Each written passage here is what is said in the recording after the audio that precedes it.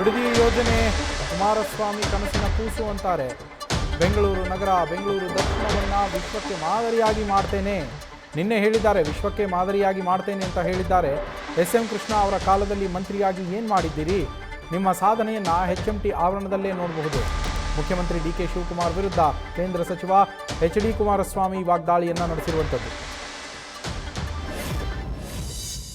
Bidadi township ಮಾಡ್ತೀವಿ ಅಂತ ಹೇಳಿ, ಬಿಡದಿ ಟೌನ್ಶಿಪ್ಪನ್ನು ನಾನು ಮಾಡ್ತಾ ಇರೋದು ಕುಮಾರಸ್ವಾಮಿಯವರ ಕನಸಿನ ಕೂಸೋದು. ನನಗೇನು ಇಂಟ್ರೆಸ್ಟ್ ಇಲ್ಲ. ಕನಸಿನ ಕೂಸನ್ನು ಇವತ್ತು ನಾನು ಬೆಂಗಳೂರು ನಗರ, ಬೆಂಗಳೂರು ದಕ್ಷಿಣ ಭಾಗವನ್ನು ವಿಶ್ವಕ್ಕೆ ಮಾದರಿಯಾಗಿ ನಾನು ಮಾಡ್ತೀನಿ. ನೆನೆ ಹೇಳಿದ್ದಾರೆ, ವಿಶ್ವಕ್ಕೆ ಮಾದರಿ ಮಾಡ್ತೀನಿ ಅಂತ. ನೀವು ಈ ರಾಜ್ಯದಲ್ಲಿ ಎಸ್.ಎಂ. ಕೃಷ್ಣ ಅವರ ಸರ್ಕಾರದಲ್ಲಿ UD ಮಿನಿಸ್ಟರ್ ಆಗಿ, ಅರ್ಬನ್ ಡೆವಲಪ್ಮೆಂಟ್ ಮಿನಿಸ್ಟರ್ ಆಗಿ ವಿಶ್ವ ದರ್ಜೆಗೆ ಬೆಂಗಳೂರು ನಗರ ತೆಗೆದುಕೊಂಡು ಹೋಗಿರೋದು ಇಲ್ಲೇ ನೋಡ್ಬೋದು.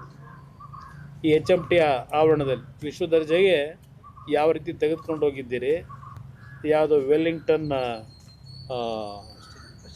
ವೆಲ್ಲಿಂಗ್ಟನ್ನು, ಪ್ರೆಸ್ಟೀಜು, ಬ್ರಿಗೇಡು ಅಲ್ಲ, ಹಲವಾರು ಇದ್ದಾವೆ ಇಲ್ಲಿ. ನೀವು ನೋಡಿದ್ರಿ ಬಿಲ್ಡಿಂಗ್ಗಳು.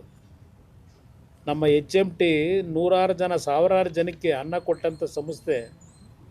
ಒಂದು ಕಡೆ ಬಿಲ್ಡಿಂಗ್ಗಳಲ್ಲಿ ಇರ್ತಕ್ಕಂಥ ಕಿಟಕಿಗಳು, ಪಟಿಕೆಗಳು ಎಲ್ಲ ಕಿತ್ಕೊಂಡು ಒಂದು ಕಡೆ ಅನಾಥವಾಗಿ ನನ್ನ ನೋಡ್ರಪ್ಪ ಅಂತ ಅಲ್ಲಿ ಆ ಬಿಲ್ಡಿಂಗ್ಗಳು ಅಳ್ತಾವೆ.